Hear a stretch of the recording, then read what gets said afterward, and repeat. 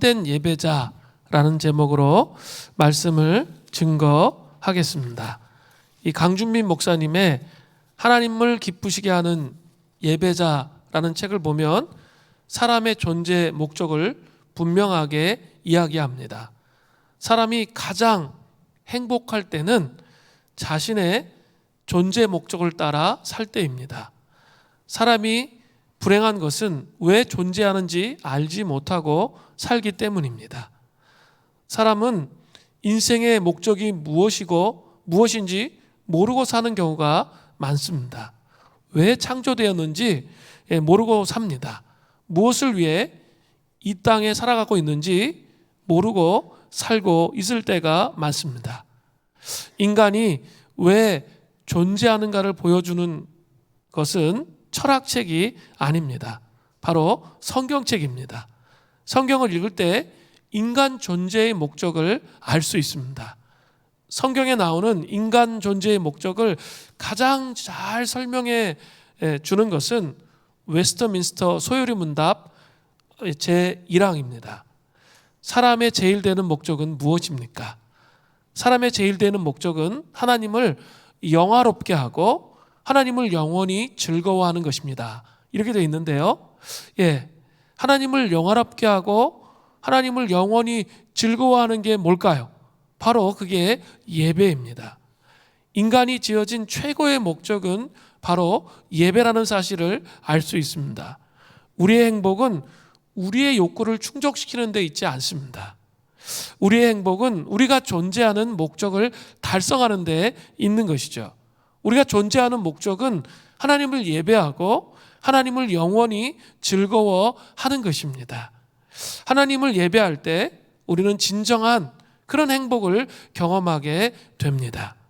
A.W. 토저는 이것이 예배다에서 이런 내용을 종합적으로 정리해서 설명합니다. 우리는 우리의 욕구들을 당장 충족시키기 위해서 존재해서는 안 됩니다. 우리는 그것들보다 더 크고 위대하고 더 영원한 것을 위해 존재해야 합니다. 그것이 바로 하나님을 예배하고 하나님을 영원히 즐거워하는 것입니다. 이렇게 말했습니다. 우리는 하나님께 예배드리는 존재 목적에 합당한 그런 삶을 살고 있습니까? 아니, 예배드리는 것으로만 만족하지 않고 예배 가운데 하나님을 영원히 즐거워하는 그런 삶을 살고 계십니까? 스스로에게 물어야 됩니다. 추석 연휴가 끝나고 새로운 한 주가 시작되는 그런 주일입니다. 다시 한번 나태해진 마음을 가다듬고 참된 예배자로 서는 은혜가 있기를 간절히 바랍니다. 참된 예배자가 되어서 하늘로부터 오는 하나님의 놀라운 은혜를 예배 가운데 경험함을 통해 승리하는 그런 인생을 살아가는 은혜가 있기를 바랍니다. 오늘 본문은 참된 예배자가 가지고 있어야 할 이 자세가 나옵니다. 함께 본문을 살펴보겠습니다. 참된 예배자가 가지고 있어야 할 첫 번째 자세는 하나님을 경외하라입니다. 출애굽기 20장 18절부터 19절은 이렇게 시작됩니다. 뭇 백성이 우레와 번개와 나팔 소리와 산의 연기를 본지라. 그들이 볼 때 떨며 멀리 서서 모세에게 이르되 당신이 우리에게 말씀하소서 우리가 들으리이다. 하나님이 우리에게 말씀하시지 말게 하소서 우리가 죽을까 하나이다. 처음 하나님의 영광을 드러내셨던 출애굽기 19장에서도 보면 우레, 번개, 나팔 소리, 산의 연기가 십계명 들어오기 전에 19장에도 나타났었습니다. 이러한 것들은 하나님의 영광을 보여주기보다는 하나님의 강림의 시각적인 현상을 강조하는 거죠. 그죠? 하나님의 영광의 시각적인 현상을 강조하는 게 바로 우레, 번개, 나팔 소리, 산의 연기 이런 것들입니다. 재미있는 것은 하나님의 영광을 이스라엘 백성들은 시내산에 올라서 직접 보고 있는 게 아닙니다. 시내산 경계에서 출애굽기 19장에 보면 시내산에 올라간 게 아니라 시내산의 경계에서 보고 있습니다. 그들은 주변부에서 보고 있을 뿐입니다. 그들은 하나님의 영광의 본질이 무엇인지 아직 제대로 파악하고 있지 못한 상태입니다. 그러나 모세는 시내산 꼭대기에 올라가서, 출애굽기 19장에 보면 시내산 꼭대기에 올라가서 하나님의 영광을 경험하고 있습니다. 존재 자체에 하나님의 영광이 임하는 것을 경험한 거죠. 그곳에서 참된 예배자로 서 있는 그런 모습이 대조되고 있습니다. 이러한 상황 속에서 하나님은 이스라엘 백성들과 언약을 맺으시기 위해서 하나님의 율법의 핵심인 십계명을 먼저 주셨습니다. 그죠? 우리 지난주까지 4번에 걸쳐서 십계명을 강의했습니다. 십계명의 내용이 핵심이기 때문에 그 내용을 먼저 주셨습니다. 그리고 나서 오늘 본문이 시작되는 겁니다. 이스라엘 백성들은 여호와 영광의 시각적인 효과, 우레, 번개, 나팔 소리, 산의 연기, 이런 시각적인 효과가 계속되는 것이 두려웠습니다. 그래서 이스라엘 백성들은 더 이상 견딜 수가 없어서, 그 다음에 율법이 아주 많이 남아있는데 견딜 수가 없어서 모세에게 말하는 거죠. 당신이 우리에게 말씀해 주십시오. 우리가 듣겠습니다. 하나님이 우리에게 말씀하지 말게 해 주십시오. 우리가 그 영광스러운 하나님의 얼굴을 본 것도 아니에요. 그냥 주변부에 있는데 그 영광을 보면 우리가 죽을까 봐 두렵습니다. 이렇게 말을 한 거죠. 이스라엘 백성들은 자신들이 시내산의 경계선, 주변부에 있음에도 불구하고 하나님의 영광이 더 강렬하게 드러나자 그들은 더 이상 견딜 수가 없어서 어떻게 했습니까? 뒤로 그냥 물러나고 말았다는 거죠. 지금까지 출애굽기를 한번 생각해 보십시오. 그들에게 수많은 기적이 있었습니다. 출애굽할 때 내려진 10가지의 재앙들, 애굽의 장자를 치시는 그 놀라운 기적이 하이라이트로 딱 나오잖아요. 그리고 또 홍해가 갈라지는 놀라운 기적, 광야에서 만나라와 메추라기를 먹으면서 살았던 그 놀라운 기적들이 계속 됐습니다. 이스라엘 백성들은 놀라운 기적의 혜택을 엄청나게 누리면서 애굽으로부터 구원을 받았습니다. 이것을 신약적으로 설명해 본다면 이런 말씀으로 설명해 볼 수 있습니다. 골로새서 1장 13절 말씀입니다. 그가 우리를 흑암의 권세에서 건져내사 그의 사랑의 아들의 나라로 옮기셨으니, 흑암의 권세에서, 애굽의 노예 상태에서 건져내셔서 그의 사랑의 아들의 나라, 하나님 나라의 소망을 갖도록 그렇게 인도하셨다는 거죠. 이스라엘 백성들이 절망 가운데 아무 희망이 없을 때 새로운 소망을 주시는 그런 인도하심을 놀라운 하나님의 기적을 통해서 이스라엘 백성들이 경험했다는 의미입니다. 또 이스라엘 백성들은 출애굽 시에 물질적인 풍요와 아주 건강한 상태를 유지할 수가 있었습니다. 시편 105편 37절에 보면 아주 독특한 구절이 나와요. 마침내 그들을 인도하여 은금을 가지고 나오게 하시니 그의 지파 중에 비틀거리는 자가 하나도 없었도다. 물질적으로 애굽 사람들한테 은금을 다 가지고 나오게 하심을 통해서 이스라엘 백성들은 아주 물질적으로 풍요로웠다는 거예요. 또 더 놀라운 게 있는데 건강이에요. 최소 200만 명의 사람들이 출애굽을 했습니다. 그런데 시편 105편 37절에 보니까 비틀거리는 사람이 하나도 없었다는 거죠. 이게 상상이 되십니까? 한 사람도 아픈 사람이 없는 거예요. 비틀거리고 쓰러져 있는 사람들이 없이 자기들이 걸어서 출애굽을 했다는 거예요. 모두 건강했다는 의미이죠. 이 놀라운 하나님의 역사죠. 200만 명이나 되는 그 놀라운 그 많은 사람들이 건강하게 비틀거리지 않고 다 애굽을 빠져나올 수 있었다는 것, 그게 아주 위대한 그런 기적이라고 말할 수 있습니다. 그러나 이러한 기적이 일어날 때 이스라엘 백성들은 죄를 감출 수가 있었습니다. 기적 주변에서는 죄를 들키지 않고 살아갈 수가 있어요. 그들은 하나님을 이렇게 찬양할 수가 있었어요. 그 홍해를 건너서 이스라엘 백성들이 출애굽기 15장 1절부터 2절에 보니까 이런 찬양을 해요. 이때 모세와 이스라엘 자손이 이 노래로 여호와께 노래하니 일러스되 내가 여호와를 찬송하리니 그는 높고 영화로우시며 말과 그 탄자를 바다에 던지셨음이로다. 여호와는 나의 힘이시요 노래시며 나의 구원이시로다. 그는 나의 하나님이시니 내가 그를 찬송할 것이요 내 아버지의 하나님이시니 내가 그를 높이리로다. 이렇게 하나님의 건지심에 대해서, 위대하심에 대해서 찬양을 했습니다. 그러나 출애굽기 19장에서부터 지금 20장 하나님의 영광 앞에 나아갈 때 이스라엘 백성들은 결코 죄를 숨길 수가 없었다는 거죠. 기적이 일어날 때는 쫙 숨기면서 하나님을 찬양할 수 있었는데 하나님의 영광이 딱 앞에 서니까 더 이상 죄를 숨길 수가 없었다는 거죠. 아담과 하하가 불순종한 후에 여호와의 영광을 피해 숨었습니다.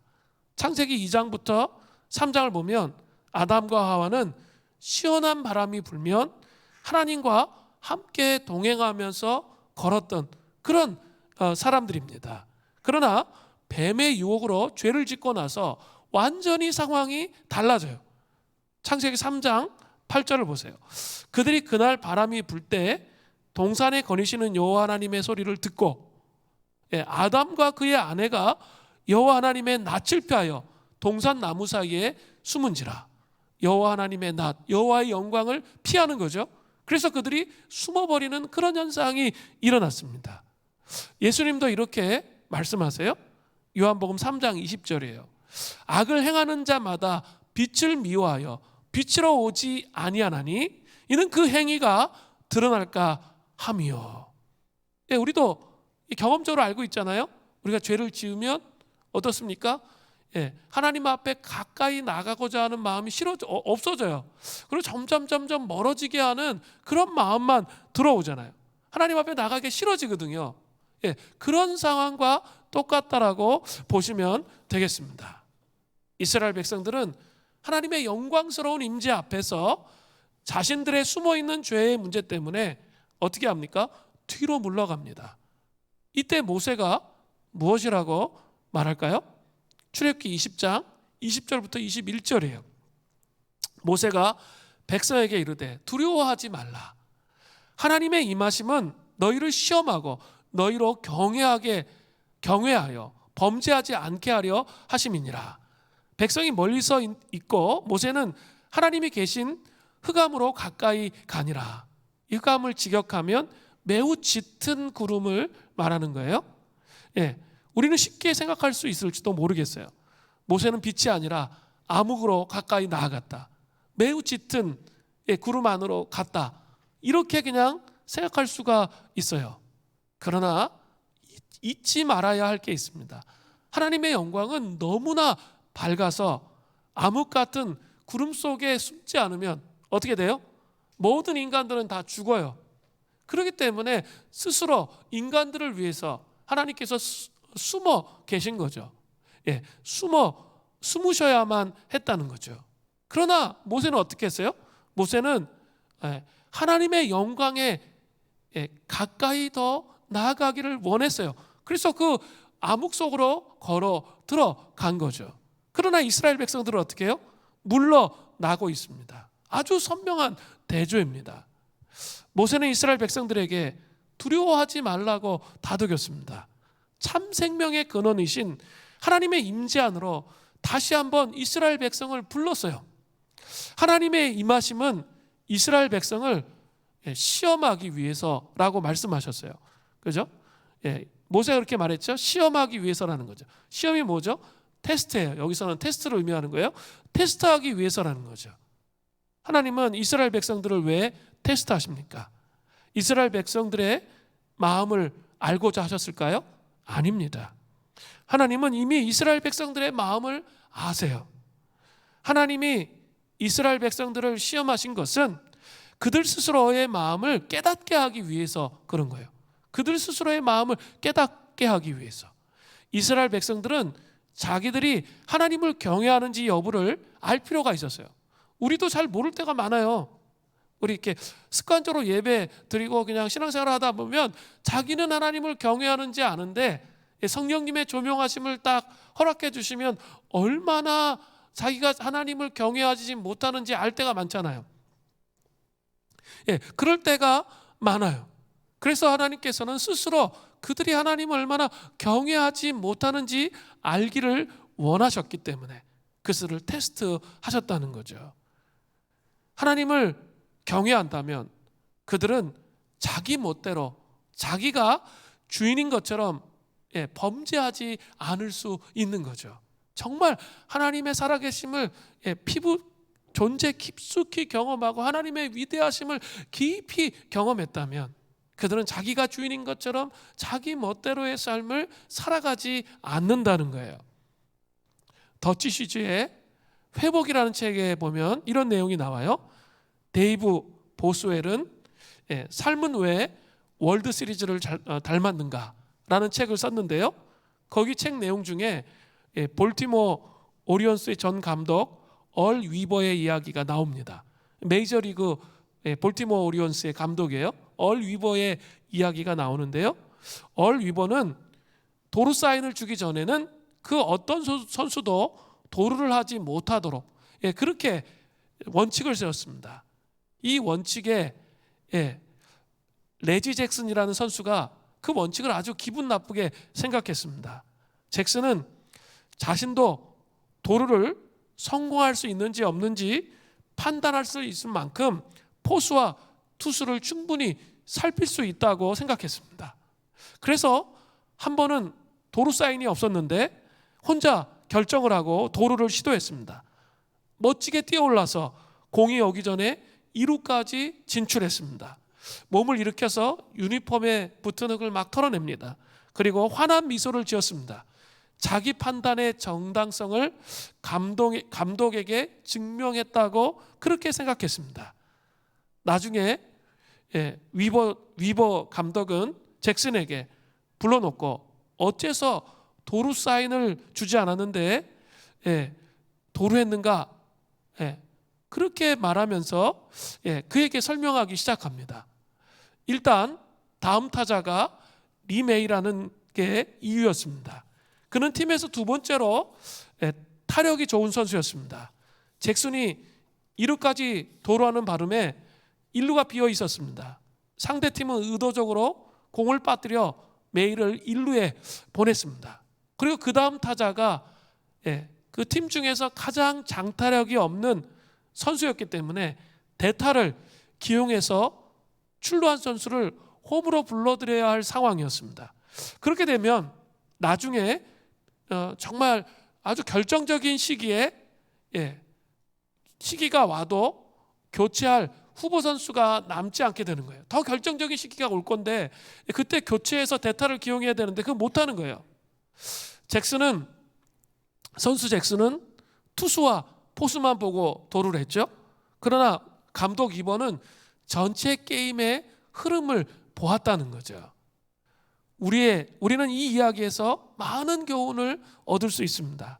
하나님은 감독처럼 이 전체를 보세요. 우리의 인생 전체를 보시면서 지금 어떻게 해야 되는지에 대해서 우리의 삶을 이끄세요. 그런데 때로는 우리 눈에 보이는 게 기분이 안 들어, 마음에 안 들어요. 내가 생각하는 게 더 옳다고 생각하면서 고집을 부릴 때가 있다는 거죠. 내가 보기에 옳아 보여도 인생 게임 전체를 다스리시고 이끄시는 감독이신 하나님께 그것을 맡길 수가 있습니까? 그게 바로 뭘까요? 하나님을 경외하는 거예요. 그게 아니고 지금 내가 눈에 보이기에는 이게 더 맞아 하면서 계속 고집을 부린다면 그것은 하나님을 경외하지 않는 거예요. 우리는 깊이 생각해 보아야 할 필요가 있는 거예요. 나중에 딱 지나고 보면 하나님께서 이렇게 하신 것이 신의 한 수였구나, 이런 것들을 깨닫게 돼요. 그때는 막 이해가 안 되고 원망하고 불평하고 이럴 때가 많은데, 하나님께서 이 모든 일이 정리가 된 다음에 이렇게 그 내용들을 해석하게 될, 인생을 해석하게 될 때 그 과정을 보게 되면 이게 하나님이 정말 아주 적당하게 그 상황 가운데 인도해 주셨다는 것을 깨닫게 된다는 거죠. 그래서 이렇게 하나님을 경외하면서 살아가는 모습이 필요하다라는 거예요. 출애굽기 20장 20절에 두려워하지 말라고 말한 뒤 모세는 하나님이 너희로 경외하게 하고자 오셨음을 강조하고 있습니다. 모세는 하나님을 무서워하는 것과 하나님을 경외하는 것을 구분했어요. 모세는 하나님을 경외했지만 이스라엘 백성들은 자신을 사랑했어요. 하나님을 경외한다는 것은 그 무엇보다 하나님을 사랑하는 거예요. 우리 자신보다도 하나님을 사랑하는 게 그게 경외예요. 하나님을 경외한다는 것은 바로 온전히 하나님만을 사랑하는 것을 의미해요. 하나님의 말씀에 불순종하거나 타협하지 않는 것이 내게 더 유리해 보일 때조차도 하나님께 기꺼이 순종하려고 하는 그 자세가 바로 하나님을 경외하는 거예요. 자기를 사랑하는 자들은 하나님을 경외할 수가 없어요. 우리가 하나님을 경외하지 않는다면 그분의 영광이 드러날 때, 우리의 삶 속에 예배를 드리면서 그분의 영광이 드러날 때 뒤로 물러날 수밖에 없다는 사실을 여러분 반드시 기억해야 돼요. 이사야서 33장 5절부터 6절은 이런 말씀이 나와요. 여호와께서는 지극히 존귀하시니 그는 높은 곳에 거하시며 정의와 공의를 시온에 충만하게 하심이라. 내 시대에 평안함이 있으며 구원과 지혜와 지식이 풍성할 것이니 여호와를 경외하는 경외함이 내 보배니라. 하나님을 아는 이 보배의 문은 바로 경외라는 열쇠를 통해서 열린다는 거예요. 정말 하나님을 깊이 알기를 원하시는 그 마음이 여러분 마음 가운데 있으십니까? 그러려면 먼저는 경외라는 열쇠를 사용해야 된다는 거예요. 경외하는 자만이 그 하나님을 깊이 알 수 있는 그 특권이 누려진다는 거죠. 온전히 예배하는 참된 예배자가 될 수 있다는 거예요. 시편 103편 7절에 보면 또 이런 말씀이 나와요. 그의 행위를 모세에게, 그는 누구예요? 여호와죠. 그의 행위를 모세에게, 그의 행사를 이스라엘 자손에게 알리셨도다. 모세는 하나님의 길을 알았어요. 시내산에서 하나님의 영광, 하나님의 임재를 통해서 하나님을 경험했기 때문이죠. 또 이스라엘 백성들도 자신의 삶 속에서 경험한 기적으로 하나님을 알 수 있었습니다. 오늘날에도 자기 삶 속에 행하신 그런 기적으로만 주님을 아는 사람들이 너무나도 많아요. 그들은 몸의 치유와 필요의 공급과 재정의 돌파구와 기타 기도의 응답을 경험했을 수도 있습니다. 그러나 그들은 그분의 길을 배우려고 여호와의 산에 올라가지 않습니다. 하나님의 영광 앞에 머무르지 않는다는 거죠. 즉 하나님을 경외함으로 온전히 예배드리지 않는다는 거예요. 하나님은 하나님을 친밀히 알도록 우리를 그분의 삶, 여호와의 영광으로 우리를 부르십니다. 그래서 우리가 참된 예배자가 되도록 그렇게 하신다는 거예요. 그 산으로 가는 길은 하나님을 경외하는 마음에서 비롯된 바로 거룩한 마음이라는 사실을 여러분 기억하셔야 된다는 거예요. 시편 25편 14절에 이런 말씀이 나와요. 여호와의 친밀하심이 그를 경외하는 자들에게 있으며 그의 언약을 그들에게 보이시리로다. 우리는 하나님을 경외함으로 여호와 하나님의 임재를 예배 가운데 친밀하게 경험하고 있습니까? 제가 묻고 싶습니다. 정말 여러분 경외함으로 하나님 앞에 예배드려서 그냥 이렇게 목사님이 설교하는 거 듣다가 졸다가 익숙한 찬양하다가 그냥 매너리즘에 빠져서 예배드리는 게 아니라 여러분이 하나님을 정말 경외함으로 하나님 앞에 예배드리기 때문에 천상의 하늘 보좌의 문이 열려서 천상의 예배를 드리는 그런 삶을 살아가고 있냐라는 거예요. 하나님을 경외함으로 예배하면 반드시 하나님의 언약을 우리에게 알게 하세요. 그리고 그 언약을 이루시는 하나님을 경험하도록 그렇게 하시는 거예요. 우리는 예배 가운데 하나님을 경험하면서 그분의 경륜을 알게 되는 거예요. 그분이 어떻게 일하시는지를 알게 되는 거예요. 천상의 예배를 드릴 때, 그러니까 인간의 예배, 혼의 예배, 육의 예배를 드리는 것으로 끝나면 하나님이 어떻게 우리의 삶 가운데 어떤 경륜을 가지고 일하시는지 전혀 모를 수 있어요. 그러니까 늘 자기 생각, 자기 관점으로 삶을 살아가는 거예요. 천상의 예배를 드릴 수 있어야 돼요. 이 시간 예배를 드리지만 하늘의 영광이 임재해 있는 그 예배를 드려야 된다는 거죠. 그래야 사도 바울처럼 이런 고백을 할 수 있어요. 로마서 11장 33절이에요. 깊도다 하나님의 지혜와 지식의 풍성함이여 그의 판단은 헤아리지 못할 것이며 그의 길은 찾지 못할 것이로다. 깊도다 하나님의 지혜와 지식의 풍성함이요. 우리는 우리 인간의 한계를 갖고 가지고 있는 수가 너무 적잖아요. 그런데 예배 드리면서 그 하나님의 영광 안에 들어가며 하나님의 계획과 하나님의 역사하심과 구원의 경륜을 깨닫게 될 때 있죠. 그때 그 하나님의 역사하심에 대해서 탄성을 지를 수밖에 없게 되는 거예요. 여러분 그런 예배를 드립니까? 아니면 그냥 혼의 예배, 혼의 예배를 드리고 계십니까? 하나님을 경외하는 예배를 드리려면 또 어떻게 해야 돼요? 삶 전체가 하나님을 경외해야죠. 삶 전체가 하나님을 경외하는 삶을 살아야 되는 거죠. 일주일 동안 이렇게 말씀 묵상도 안 하고 기도도 안 하고 하나님을 경외하지도 않고 그냥 삶을 살았다고 생각해 보세요. 그리고 와서 딱 예배를 드리려고 딱 앉아 보십시오. 예배가 드려집니까? 뭔가 이렇게 막이 씌워져 있는 것처럼 느껴지죠. 막이 씌워져 있는 것처럼 느껴져요. 이렇게 하나님을 경외하는 마음이 안 생겨요. 그냥 습관적으로 예배 드리다가 그런 상황이 되니까 졸린 거예요. 너무 자기 생각과 자기 방식으로만 늘 살다가 와서 예배 드리는데 그 막이 깨어져서 하나님의 영광이 그 영혼 안에 드러나겠어요? 드러나지 않아요. 그러니까 인간적인 설교 듣고 인간적인 예배 드리고 인간적인 찬양 드리다 끝나는 거예요. 그러면 아무것도 아니에요. 그게 하나님을 경외함으로 일주일 동안의 삶을 살아야 돼요. 일주일 동안의 삶을 살아서 온전하게 하나님 앞에 나아가는 삶을 살다가 와서 예배 드리면 어때요? 그 예배 속에서 쉽게 하나님의 임재 앞에 들어갈 수 있게 되는 거죠. 이게 필요한 거예요. 그리고 예배 가운데 뭐가 필요해요? 영적 각성과 부흥이 필요한 거예요. 하나님께서 우리 가운데 정말 충만하게 임재하시도록, 그래서 하나님이 어떤 분이신지 우리를 드러내시도록, 우리 가운데 드러내시도록, 말씀을 통해 기도를 통해 찬양을 통해 하나님이 어떤 분이신지 우리 가운데 드러내시도록 그렇게 해야 돼요. 그래야지만 하나님이 어떤 분이신지를 이해할 수 있어요.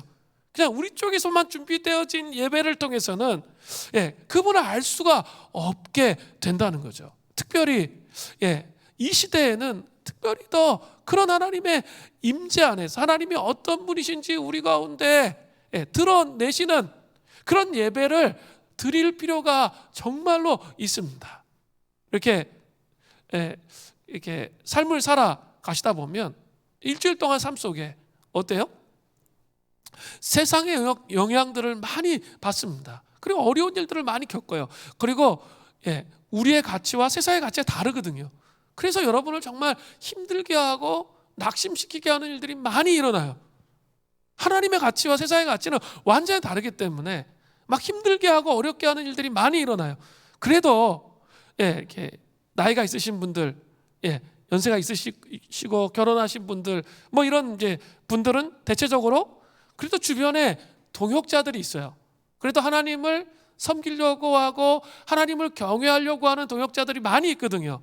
그래서 그들의 얘기를 들으면 정신이 차려져요. 아, 이게 바른 길이지. 너무 힘들고 어렵지만 내가 이게 바른 길이지라고 생각하면서 그 길을 가게 된다는 거죠.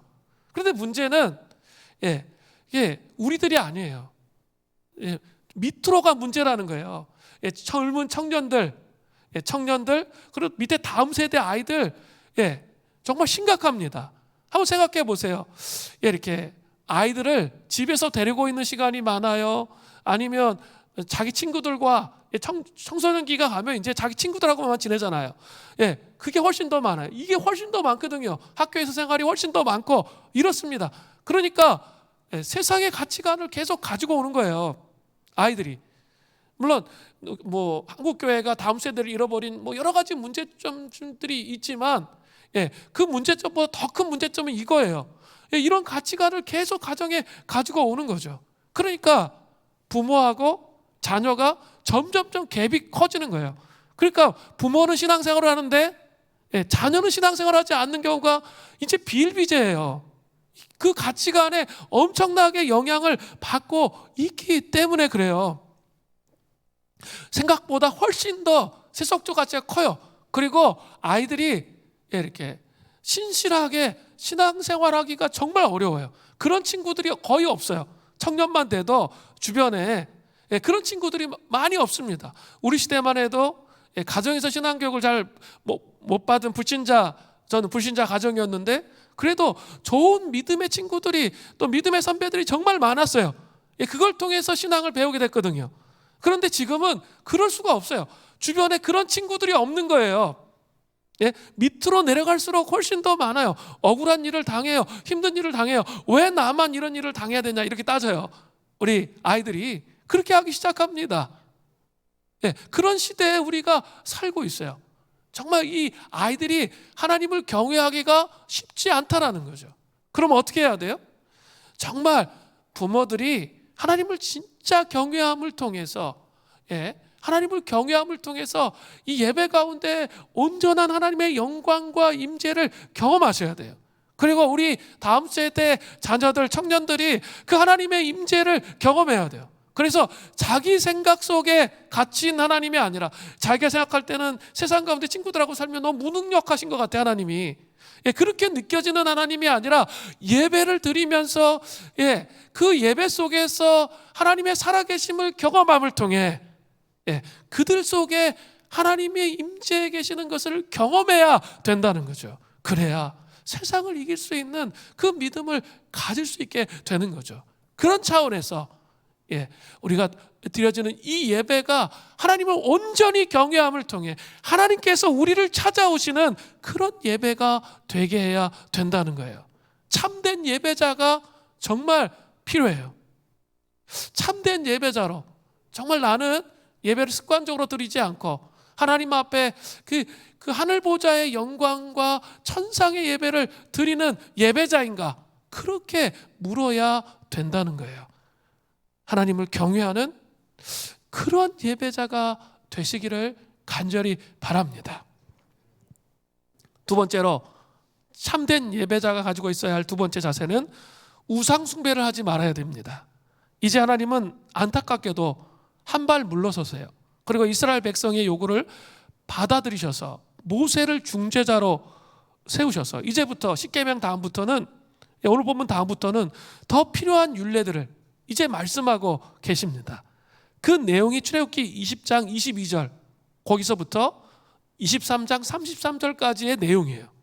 오늘 본문에 나타난 출애굽기 20장 22절부터 26절도 그 내용인데 거기에도 계속해서 참된 예배자의 자세, 그 율례 안에도 참된 예배자의 자세가 나타납니다.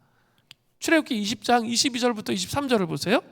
여호와께서 모세에게 이르시되 너는 이스라엘 자손에게 이같이 이르라.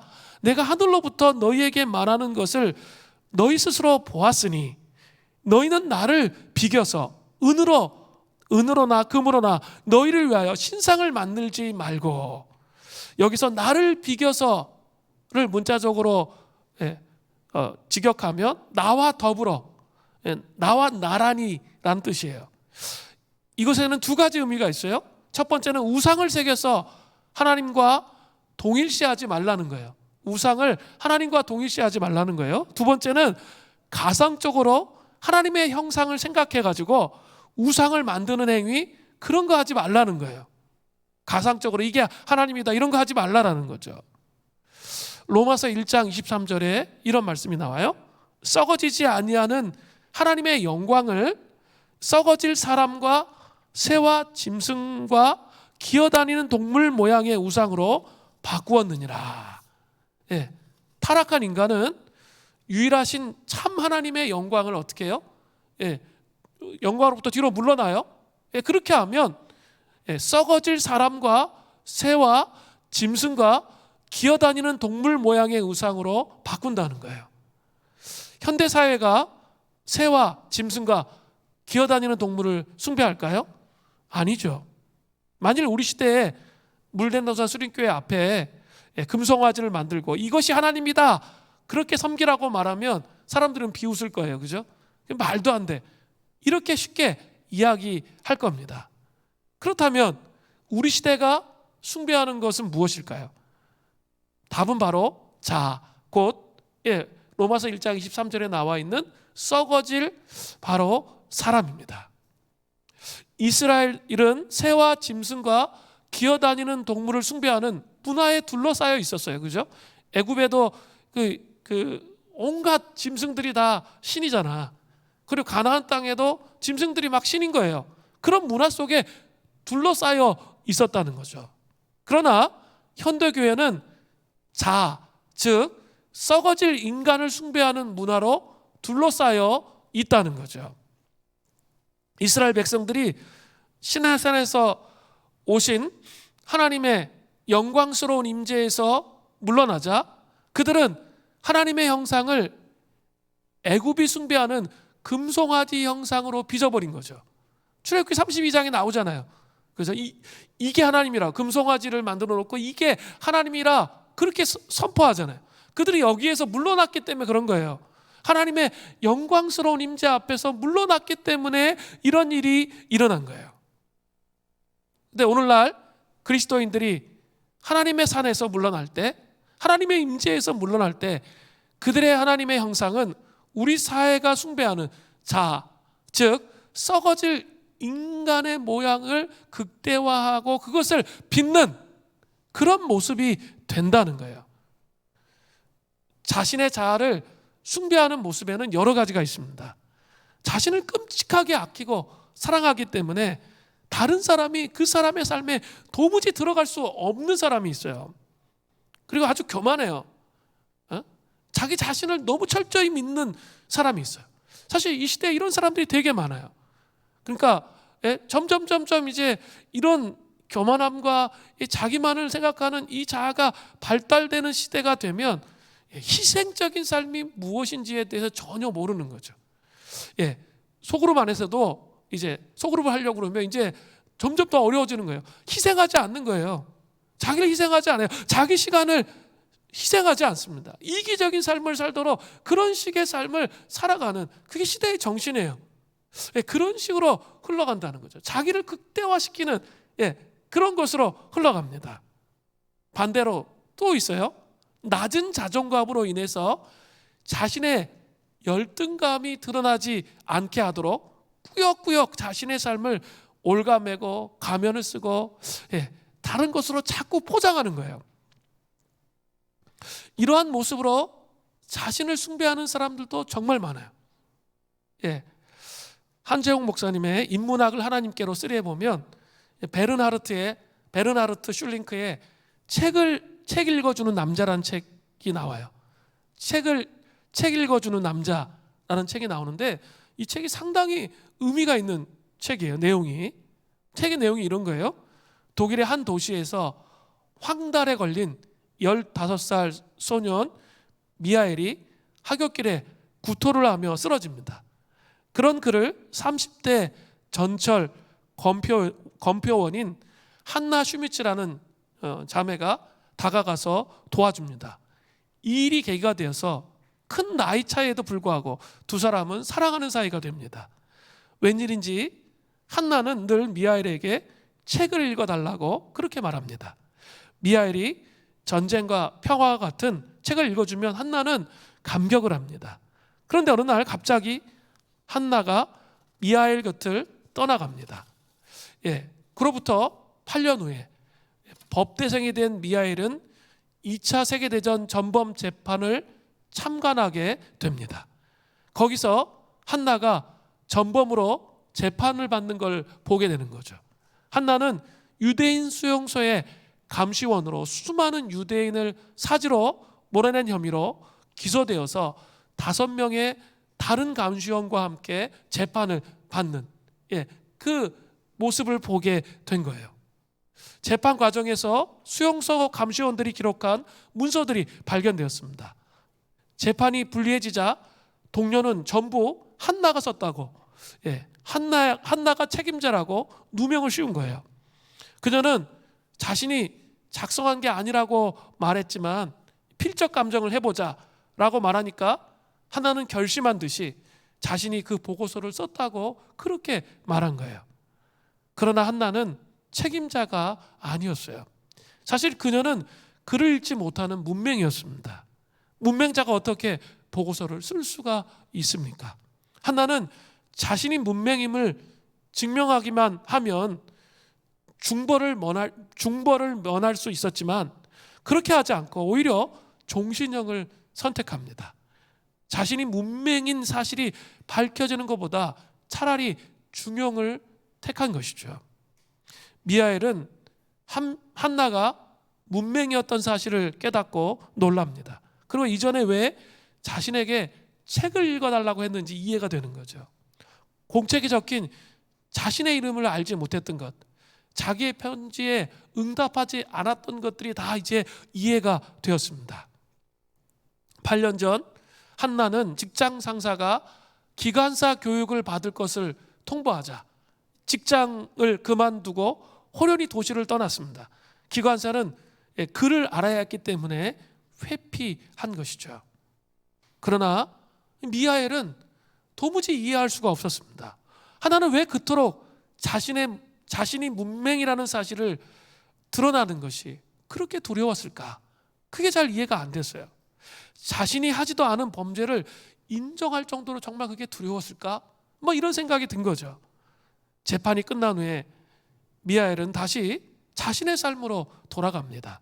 그러나 죄책감이 뒤섞인 한나를 잊을 수 없었던 그는 책을 읽어 카세트 테이프에 녹음해서 18년 동안이나 한나에게 발송합니다.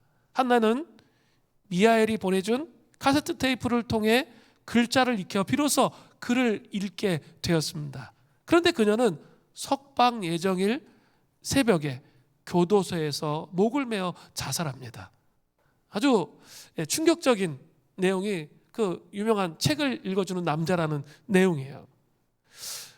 자, 이 내용들을 통해서 우리가 깊이 현대인의 그 내면을 이해할 필요가 있습니다.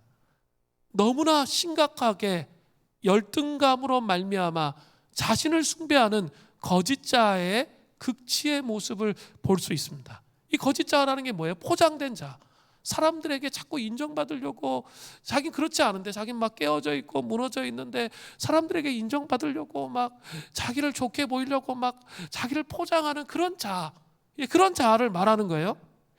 그런 거짓자의 모습인 거죠. 가면을 쓰고 있는 거죠. 자기는 아주 심각하게 무너져 있는데, 참된 예배자는 자신을 집착적으로 아끼고 사랑하지도 않습니다. 교만하지도 않아요. 그러면서 또 반대로 자신을 학대하면서 열등감에 허덕이는 삶을 살지도 않습니다. 그냥 가면을 쓰지 않아요. 하나님 앞에서 가면을 쓰면, 거짓 가면을 쓰면 거기에 하나님의 임재가 있을까요? 없을까요? 그 거짓이잖아요. 그러니까 없는 거죠. 근데 자꾸 거짓 가면을 쓰면서 하나님의 임재를 구해요. 근데 그곳에는 하나님의 임재가 없어요. 착각하면 안 돼요. 자기를 학대하는 것도 자기를 정말 사랑하는 거거든요. 그렇기 때문에 우상을 숨기고 있기 때문에 참된 예배자가 될 수 없는 거예요. 그럼 어떻게 해야 돼요? 하나님 앞에? 그냥 하나님 앞에 깨어지고 문제 많은 나, 그 깨어진 자기의 그분의 사랑이 임하도록, 그래서 치유와 회복과 새로움이 임하도록 그분의 사랑으로 온전히 변화되기를 소망하면서 존재 자체로 참된, 그렇게 되면 존재 자체로 참된 예배자로 세워질 수 있게 되는 거죠. 예수님은 죄인을 부르러 오셨지 의인을 부르러 오신 게 아니에요. 포장된 자기를 드러낼 수 없기 때문에 포장해서 자기를 숭배하는 그런 자기를 위해서 오신 분이 아니에요.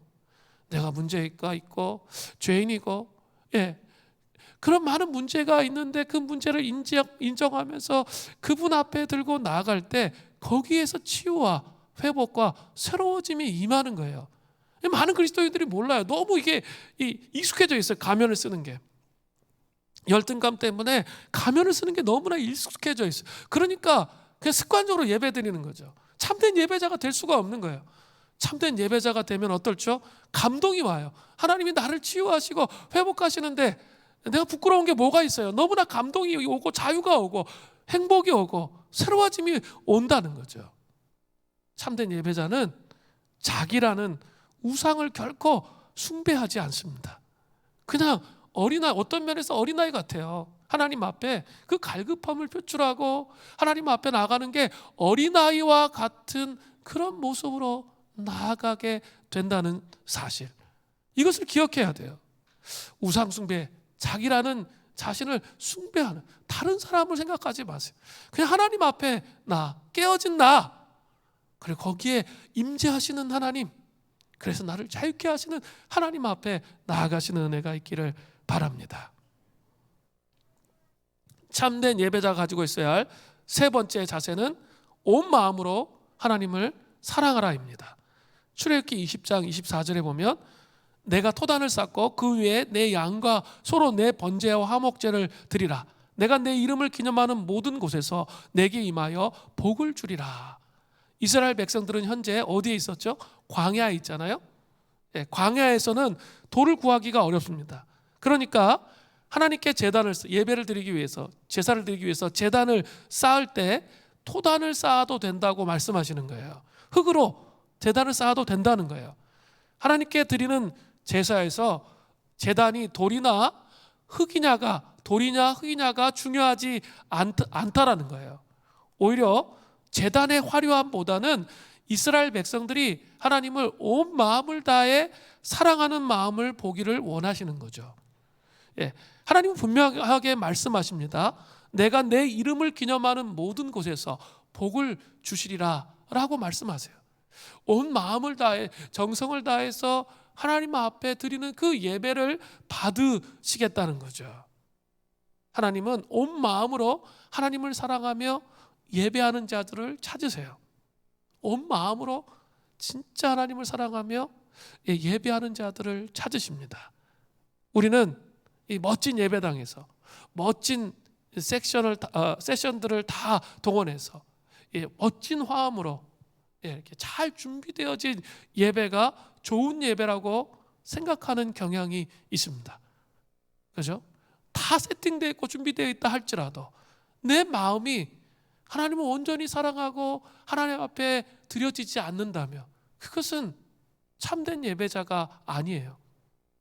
다 준비되었다 할지라도 내 마음을 열어서 하나님께 나아갈 수 있는 마음이 없다면 그것은 아무 의미가 없어요. 차라리 제가 비전 트립 다니면서 터키의 난민들의 예배를 많이 참석했는데요. 이렇게 난민들 예배는 뭐 이렇게 교회가 있는 공간도 있었지만 대부분은 집에서 가정에서 이렇게 소수의 사람들이 모여서 예배를 드려요. 그리고 이렇게 무슬림들은 이렇게 음악을 못 해요. 그래서 정말 음치들이 엄청 많아요. 도레미파솔라시도를 배우지를 않아요. 그래서 몰라요. 그러니까 음악을 모르는 것 자체를. 근데 어떻게 찬양을 해요? 잘 찬양하기 어려워요. 그래서 이렇게 소리가 안 맞아. 소리를 내면 소리가 안 맞아. 막 이런 사람들이 많아요. 그리고 어떻게 하냐면 이렇게 빔 프로젝트로 컴퓨터에 있는 이렇게 노래방의 시스템처럼 이렇게 나오는 거 있죠. 찬양이 나오는 그거를 이렇게 나오는 걸 이렇게 틀어놓고 예배를 드려요. 그러니까 찬양 인도할 사람도 없는 거죠. 이렇게 음악을 모르니까 대부분 찬양을 인도할 수가 없어요. 그러니까 그 음악을 틀어놓고 그냥 예배 드리는 거예요. 그리고 예배 드리다가 필 받으면 한 사람이 말씀을 전해요. 그리고 이제 또 얘기할 사람 하면 또 얘기해요. 막 시간이 세워라 내워라 막 지나가요. 그냥 계속 이 사람 저 사람 뭐 다 얘기하는 거죠. 뭐 다 얘기해요. 막 그렇게 예배가 진행돼요. 그리고 또 아프간 사람들은 학력 수준이 낮아요. 그러니까 이렇게 어떤 좀 차원이 다른 얘기를 이렇게 하면 못 알아들어. 제가 처음에 이렇게 가서 설교를 했는데 못 알아듣더라고. 이게 좀 신앙의 차원이 뭐 좀 깊이 있는 차원의 얘기를 하면 영성적이 못 알아들어요. 일단은 진짜 심플하고 단순해야 돼요. 대부분 다 그런 사람들이에요. 그런 사람들이 예배를 드려요. 그런데 이렇게 예배 드리면서 어때요? 박해를 받잖아요. 무슬림 지역이니까 박해를 받으니까 그 예배 드리면서 이렇게 예배 드리기 전에 이렇게 소음이 밖으로 나가지 않게 잘 준비하고 어떤 비밀 결사 조직처럼 이렇게 문 열어주면서 예배 한 사람 한 번씩 들어오면 같이 예배 드리고 뭐 이렇게 해요. 그리고 이렇게 그리스도인이기 때문에 받는 박해와 어려움들이 정말 많아요. 그런 가운데 예배 드리는 거거든요. 그 예배 드릴 때 제가 생각해 봤어요. 잘 차려진 곳에서 세팅된 곳에서 예배 드리는데 마음은 그곳에 없어. 그런 예배를 드리는 것과 정말 이렇게 아무것도 준비되어 있는 게 없고 거칠고 이렇게 박해 속에서 고난을 받는 사람들이 드리는 그 예배, 하나님 어떤 예배를 기뻐하실까? 제가 그런 생각을 좀 많이 해봤어요. 어떤 예배를 하나님이 기뻐하실까? 그런 생각이 들더라고요. 정말 이렇게 실력도 없고 아무것도 아닌, 그죠? 아는 것도 없고 지식도 부족하고, 그런데 그 예배를 하나님께서 받으시지 않을까, 이런 생각이 드는 거예요. 하나님을 정말 사랑하는 예배를, 온전히 사랑하는 마음으로 드리는 그 예배를 하나님께서 받으신다는 거예요. 참된 예배자가 여러분 되셔야 돼요. 그냥 습관에 따라서 매너리즘에 빠져서 예배 드리면 안 돼요. 우리의 예배의 태도가 정말 바뀌어야 돼요. 늦게 오지 마시고, 또 일주일 내내 말씀 묵상하면서 하나님을 경외함으로 영혼의 두께가 이게 더러운 오염들이 씻어져서 하나님 앞에 천상의 예배를 드릴 수 있도록 그렇게 준비하셔야 돼요.